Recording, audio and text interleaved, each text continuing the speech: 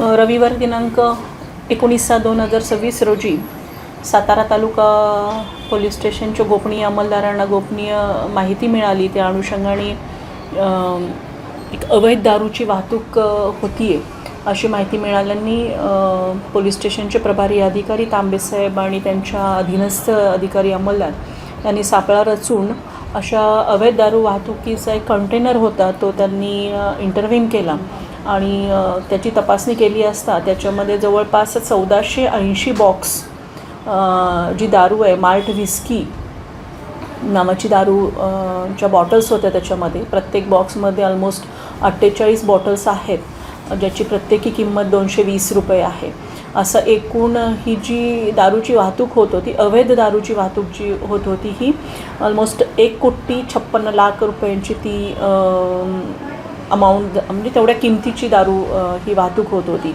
आणि यासाठी ही वाहतूक करताना त्याच्यामध्ये जी माल्ट व्हिस्की हा जो ब्रँड लावलेला आहे, या ब्रँडची कुठेही दारू तयार होत नाही किंवा अशा पद्धतीची मार्केटमध्ये लायसन्स्ड लिकर नाही आहे याची खात्री केल्यानंतर याच्यामध्ये सरकारचा कर चुकवण्याच्या हेतूने सदरची वाहतूक होत होती. त्या अनुषंगाने याच्यामध्ये आपण फसवणुकीचा गुन्हा देखील दाखल केला आहे. त्याचबरोबर महाराष्ट्र दारूबंदी अधिनियमचे देखील कलम या ठिकाणी लावण्यात आलेले आहेत आणि कंटेनर सहित सदर दारूची किंमत जी आहे ती एकूण किंमत आहे 1,98,00,000 रुपये 48,000 इतक्या मोठ्या किमतीची अवैध दारू या ठिकाणी सातारा तालुका पोलीस स्टेशननी जप्त केलेली आहे. 2 आरोपी याच्यामध्ये अटक केलेले, एक आरोपी अटक केलेला आहे आणि अजून एक आरोपीची इन्फॉर्मेशन आहे जी आपण फर्दर इन्व्हेस्टिगेशनमध्ये त्याला अटक करू. याच्यामध्ये उपविभागीय पोलीस अधिकारी विपुल पाटील आहेत, पोलीस स्टेशनचे प्रभारी अधिकारी तांबेसाहेब आहेत आणि या ठिकाणी गोपनीय अंमलदार ज्यांना ही माहिती मिळाली आणि ज्यांच्या माहितीवर ही कामगिरी झाली ते अंमलदार नारनवर हे आहेत. तर निश्चितच एक चांगली कामगिरी आपण पश्चिम महाराष्ट्रामध्ये गेल्या महिन्यामध्ये जी काही घटना घडली ज्याच्यामध्ये 3-4 पोलीस युनिटमधले मिळून बरेच अशा पद्धतीने चुकीच्या पद्धतीने जी काही दारू तयार होते, मग हातभट्टीची असो किंवा स्पुरियस लिकर असो, ते प्राशन केल्याने लोक मयत झाले. त्या पार्श्वभूमीवर इतक्या मोठ्या किमतीची दारू जप्त करणं ही चांगली कामगिरी सातारा तालुका पोलीस दलातर्फे झालेली आहे.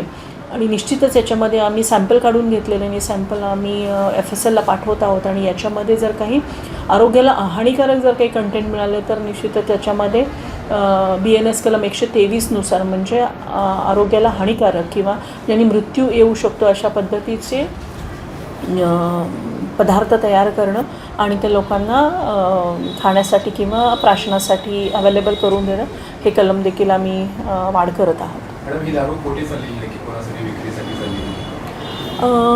सदरची दारू ही गोव्यातून निघाली होती आणि MP मध्ये इंदोर या ठिकाणी चालली होती. मूळ मालक किंवा त्या दारूचा मालक, गाडीचा मालक कोण आहे काय कळालं? त्याचं इन्व्हेस्टिगेशन चालू आहे. तो चालक आपण ताब्यात घेतलेला आहे. ऑब्वियसली मालक देखील कंटेनरचा कळेलच आणि हे बॅकवर्ड लिंकेजेस जे आहेत ते सुद्धा या इन्व्हेस्टिगेशनमध्ये आपल्याला PC घेऊन मग त्या इंट्रोगेशनमध्ये आपल्याला गोष्टी रिव्हील होतील.